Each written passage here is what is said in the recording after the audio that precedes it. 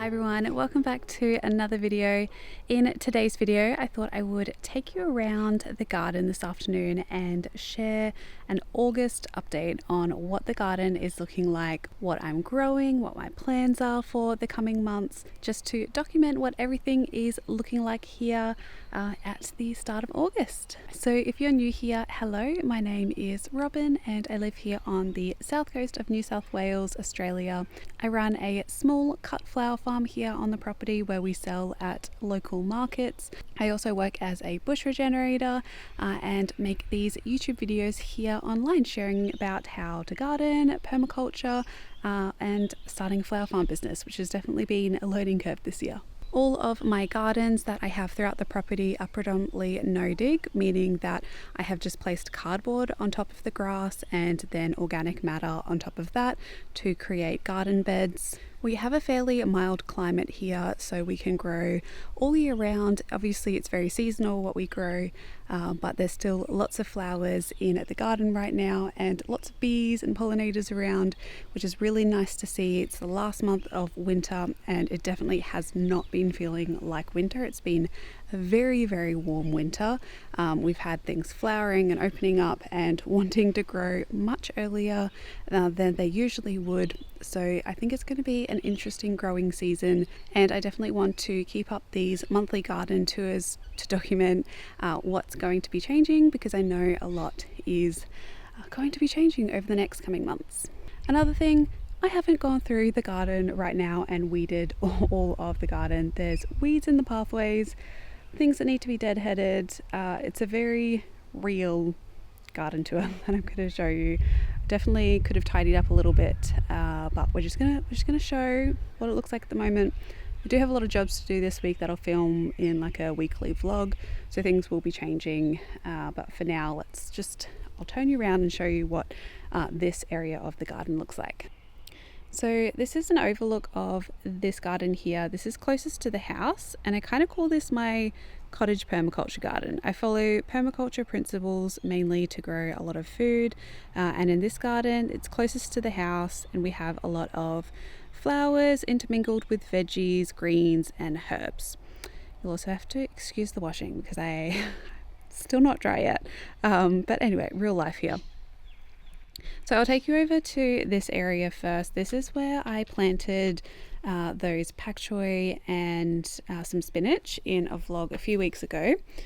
And because of the warm weather, also me not planting this when it should have been, I think I left these just too long in their little punnets, and I can kind of start to see they are, you can't really tell too well, but they are starting to go to flower. Their stems are not really bulbing up like they should. So this is kind of a bit of a failed crop, but I can still harvest and pick the greens of these.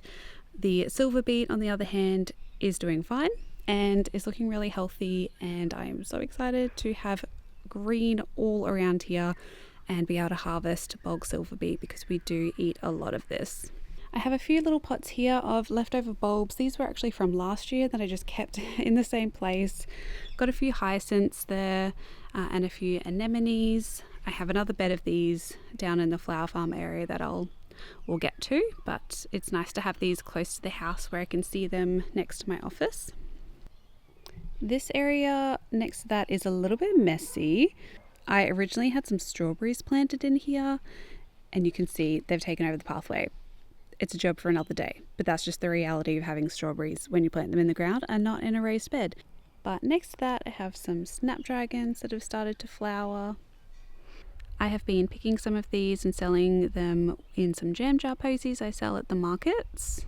In and amongst the calendula, I have one of my roses that I did prune back and is starting to come back to life. I've also got some yarrow clumps here, as well as a callistemon that has self-seeded itself, some feverfew that I need to come through and take some more cuttings from, and then I've also got some stock here that I planted in another vlog. This section is quite weedy and really needs some work, but it does have a few good things in there, like some celery that's coming back to life, and obviously all the strawberries. and some leeks over here that are ready to harvest. So later in the week I am definitely going to be making a potato and leek soup. This one's looking pretty good. And I also have a lot of linaria that is self-seeded itself, which is by far one of my favorite cottage flowers. It's very whimsical and very beautiful. The garden bed next to that is also very weedy and really crazy right now. I've got lots of this, I think it's Canary Island lavender. A few billy buttons are coming, which is nice. I love seeing those. They will turn a bright yellow ball and be great for dried flowers. This area I'm probably going to come through and plant some veggies in here, so this is a future project. I've got some pincushion flowers that have started back up again. This one is very fluffy. I also have a few daffodils in one of my terracotta pots and a few hiding behind here that have yet to flower, but I'm hoping that they will soon. I don't think they got enough light down there. I actually forgot that I had planted them because the pincushion flowers just overtook them, so yeah, I need to clean that up. My fairy garden is looking really sad in there, so I need to come through and redo that as well, probably put some more soil in there. And just do like a general tidy up of this garden. That's kind of the running theme with these garden vlogs. They all kind of need a general tidy up. Time is something that I don't have enough of. But on this side, I've got lots of lavender. I've actually been harvesting quite a lot of this and making mini dried lavender bunches that do really well. There's some rhubarb here that I've been propagating because I would love some more rhubarb plants around, and looks pretty good at the moment. There's a few little plants in there that I can propagate. Rhubarb propagates really easy. You can see where there's new shoots and new leaves, you can pull them out from the base and they will create new plants. But I would love some more rhubarb plants around the garden because I really want like those big stems. These are a lot skinnier just because the plant is not as mature yet. This side, similar story, lots of lavender, lots of happy bees, lots of self-seeded borage that the bees have been adoring, and I really love the flowers too, so it's nice to have a little bit of blue in this garden. But there's probably a little bit too much. These plants will get massive, so I might need to come through and thin them out. There's a little bit more linaria around here. And then this is where I planted those seeds in another garden vlog. I have protection here. This is for the bandicoot so it doesn't dig all of it up. But all of the turnips have started to come up. These ones. And I also see a little bit of lettuce. See that green speck in there? There's a little bit of lettuce germinating, and I think a little bit of dill too, so that's what I planted in here. The rain really helped the other day when we had some rain for that. Bit of coriander. This was another failed crop. I had planted some carrots in here, but I think there's like a few yeah, there's a few tiny little carrots, but I just didn't water this as much as it needed to be, so hence I don't have a lot of carrots. I have a whole 2 carrots, so that's nice. But yeah, I need to come through and weed this. We've also got some more silver beet here. This is what the other patch will turn into. Really beautiful, one of my favorite veggies to grow. Moving around from there, I have a little patch of stock. This is a dwarf variety, so it doesn't get too big, but I thought it would be cute to have in the cottage garden. I've also got my bay tree in another terracotta pot there. And then on this side there isn't really that much. Let me stand back. Except a few herbs and calendula. There's some catnip there, some more lavender. I need to plant this ASAP. This is a pepino melon that really needs to go on the ground. I did plant a little bit of larkspur in here just because I had some left over. one little kale that's getting eaten to death by aphids. Brassicas this year were just an absolute flop. It's just so hard with this warmer weather to grow brassicas without aphids. Some rosemary. This is the one with the blue flowers. It's really beautiful. Some little self-seeded violas or pansies. I love these darker ones.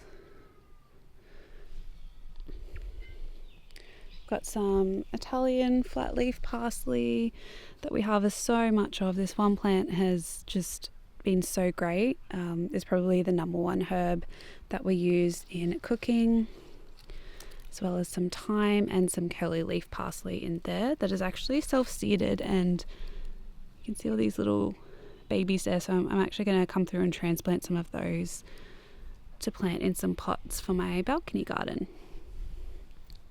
The lambsia really needs a trim back. I really need to come through and like hedge it around there to create a little bit more of a corner, because I do have a rose in here that's waking up. Kind of see it there. And yeah, this is a really pretty rose. It's kind of the colour. So I would like that to fill in rather than the lambsia. Other than that, there's a few more leeks in there, over there. Some poppies, California orange poppies, a random rainbow chrysanthemum that self-seeded itself there. It's okay, it's a happy surprise. And some more chives that need a little bit of weeding around. So that's an overlook at this garden. I will walk you down to behind the shed there to show you what the flower farm's looking like. I've honestly been a little worried about flowers, just how the temperature has been. I'm hoping that the ranunculus will be okay, and even though they're kind of, I'll show you, they're starting to bloom now, but it's just going to be interesting because I thought I had the timing right for a lot of flowers this year, but now I don't know, because it seems so much warmer than it should be. So I don't know if all of my cool flowers have had the right amount of cooling that they need to then be able to produce like strong blooms. We'll see. This is kind of where the flower farm area of the property starts. I planted this whole bed with straw flowers. I'm using a lot of dried straw flowers in Christmas arrangements and for crafts. So I wanted a lot, and this is just one bed of the ones I've planted, and they're looking really happy. I had dahlias in this bed before, so they've come out, and I've put the straw flowers in. Got a salvia that needs a trim back. It's a good time to trim back your salvia bushes because you can see all of the new growth down here. And this one, all this old growth can be cut back and have a much healthier plant. Now the exciting part, I see colour over there. Also my ranunculus. This is what they look like at the moment. They started budding up. This one's actually my favourite colour, and it was the first to bud up and almost bloom, which is the chocolate one. They're looking really healthy. They really needed the rain that they had the other day. And I have been giving these a liquid feed, maybe once every 2 weeks or so, with either some sea salt or Charlie Carp liquid fertilizer, which is just like a fish fertilizer. And yeah, a lot of them have some buds on them, so it won't be long now before we can start harvesting these because they've got really nice long stems on them. What I've really struggled with though, that I spoke about in another vlog where I was doing a market, is the anemones. I've had troubles with some aphids on these so far, and also their stems, they're really short. I don't think these got enough cooling time, or I planted them at the wrong time, I'm not sure. But yeah, I've struggled a little bit with these. Also the bowerbirds that we have around, they pinch off a lot of the flowers. You can see that one's been pinched. And this one has been pinched. A lot of them have been pinched, and that's mainly the blue flowers that they take for their bower to attract the females. unfortunately they're taking my flowers, so it's a little annoying.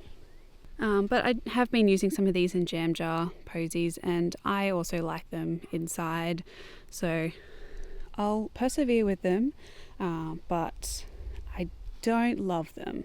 That's my verdict. I think I needed to maybe fertilize and water them a bit more, just because the days have been so hot. I don't think they've enjoyed that. Alright, moving on down here.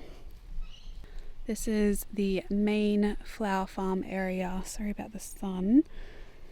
We'll go through these beds, but just do a quick pan of this area. This is the native garden that I have here.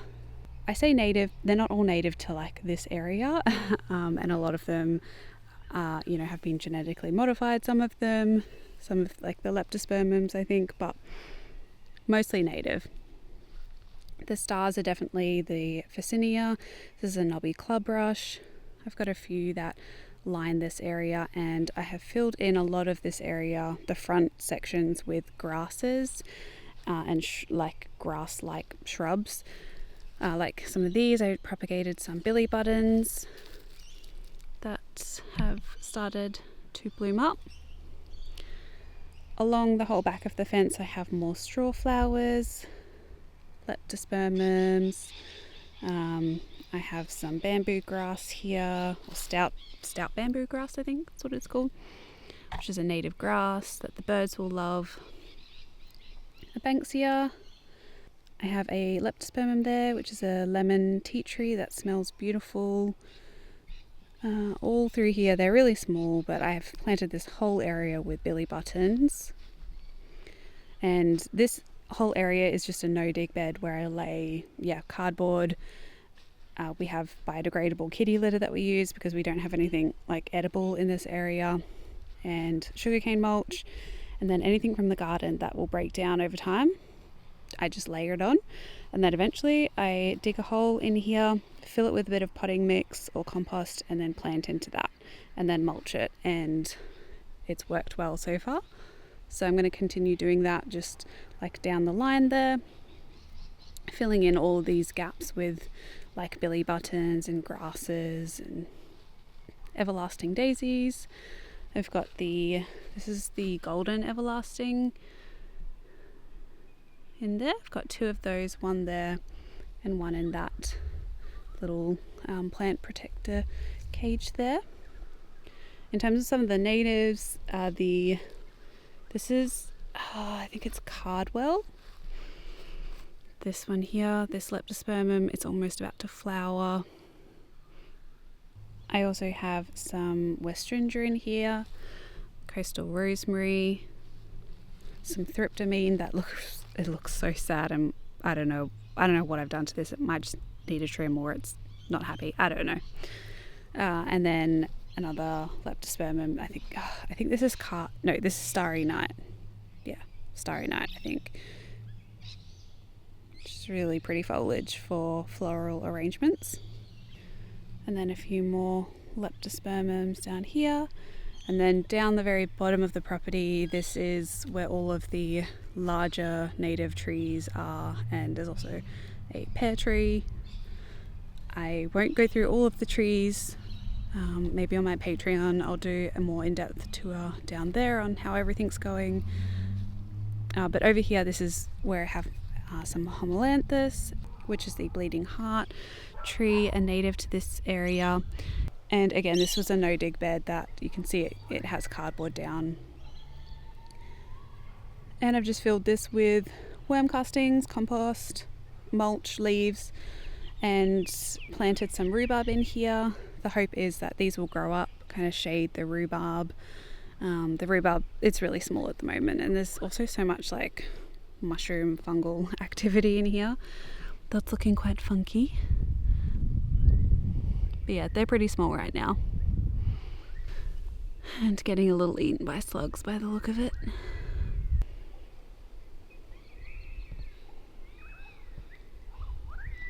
While we're down here, this is how I prepare new flower farm beds. I lay builder's plastic, black plastic down to kill the grass for a few months, and then I will broad fork, amend the soil and plant into it.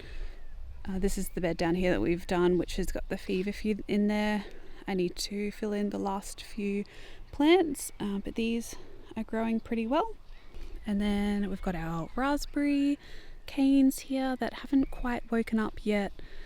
This area does actually get quite cold down the back of the property.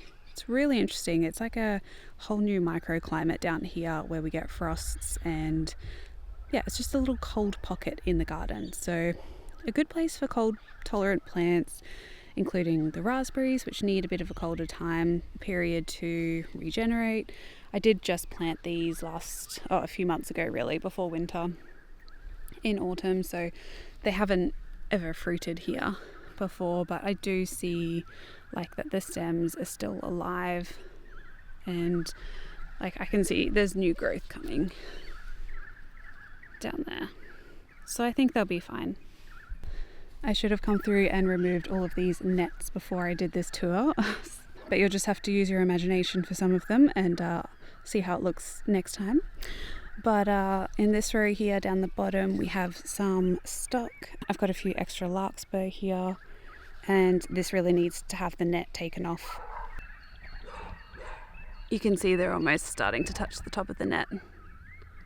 So this is mainly column stock in here of a few different colours. At the end of this bed next to the stock is some more ranunculus, as is this whole row here. Also, I am having to break up this video a lot because there's a dog next door that keeps barking. So if it's really patchy and cut together weirdly, that's why. I'm doing my best here. I'm really trying to do my best. Yeah, these are a lot smaller than the other ranunculus because they were planted about a month or two later. And then under this tunnel as well is full of ranunculus that I'll peek you in.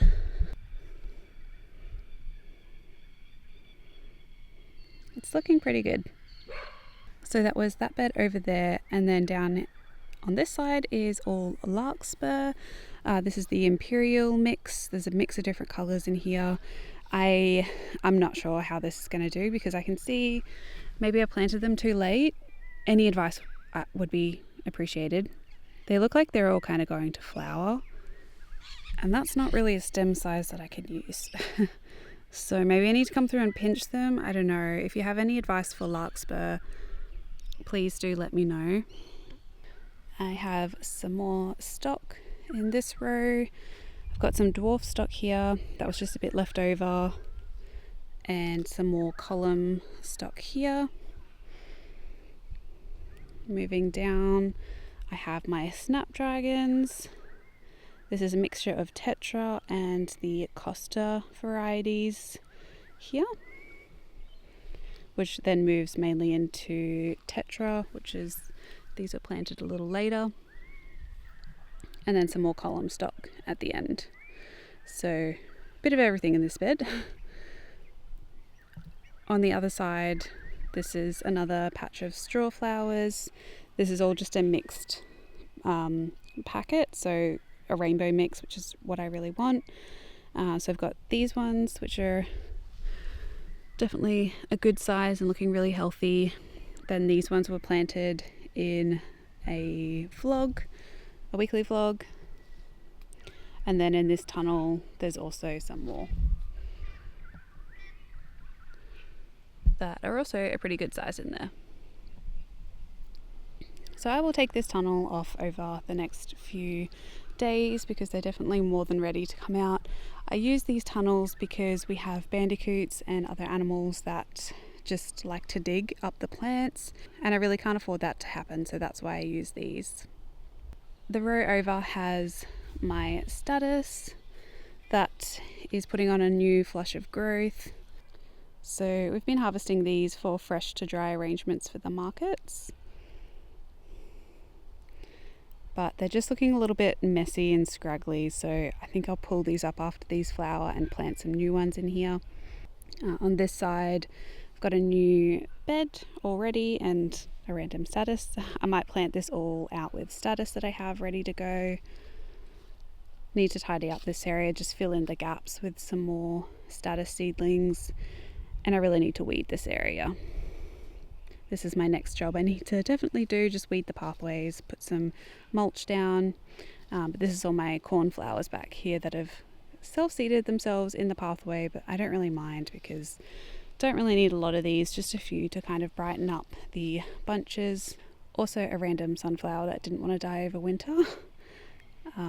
But I'm mainly just getting the pink of the cornflowers because the blue ones are taken by all of the bowerbirds, so I probably won't have any blue cornflowers this year, which is a shame, but maybe they might stop their nesting in the next few weeks and I might get to enjoy some. Above those is just 2 new beds that are ready to be planted out. Probably more larkspur and straw flowers or snapdragons in these 2 beds. And then this is my most mature stock over here. It's all starting to bud up, and fingers crossed it makes it and doesn't wilt too much with the hot days that we've been having. I had a cosmos in this row before these, and they've self-seeded themselves as well, which I'm perfectly fine with. I don't mind a few. The very top row up here has some more pincushion flowers and feverfew that I'm going to take more cuttings off. Some of the pincushion flowers, they're not looking great. They're getting these black spots, and I have a feeling, I spoke about this in a Q&A which might come out after this video, I have a feeling this is a chloride issue in my soil. I did have my soil testing before I did all of these beds, and we're low in chloride and phosphorus. The soil is also pretty acidic, but I do know that low chloride can produce black spots like this, so this could be a cause of that. Let me know if you have got any ideas though. And I did have snapdragons in here before these, and some of them are coming back, are just reshooting or self-seeded. So I'm actually going to come and just snip a lot of these and propagate them to plant elsewhere. So that is a full look of the garden and the flower farm. Of course, there's a few other little trees and shrubs that are around that I didn't share, but you know, as they start to flower and fruit, I'll update you all on how the perennials and the fruit trees grow. We've got some feijoa trees and they're finally starting to grow, which is nice. But yeah, everything's pretty happy right now. We'll see how this season goes because it will be warm and dry. And there's a few things that I definitely need to do just to make sure that I can prepare for all of that weather that we might have over the next few months. If you enjoyed this garden tour, please give it a like and subscribe for lots more gardening content, flower farming, business-wise, all that kind of thing. I am really excited to produce more content about that and make videos that you want to see as well. This flower farm here has really come a long way. It was all grass when we moved in a year and a half ago, and it's now a functioning flower farm, just about a functioning flower farm. Still yet to harvest a lot of things from here, but it's there, it's ready. The infrastructure is here with all of the garden beds. I still need to work on the soil, obviously, and maybe get some more irrigation. One thing I didn't mention is we did actually get a little sprinkler that I had to use for a few days when we hadn't had a rain for a few weeks, and I was getting a little bit nervous, but yeah, I might have to think more about irrigation over the coming weeks because yeah, I don't have any irrigation down here, which could be a major problem. We'll see.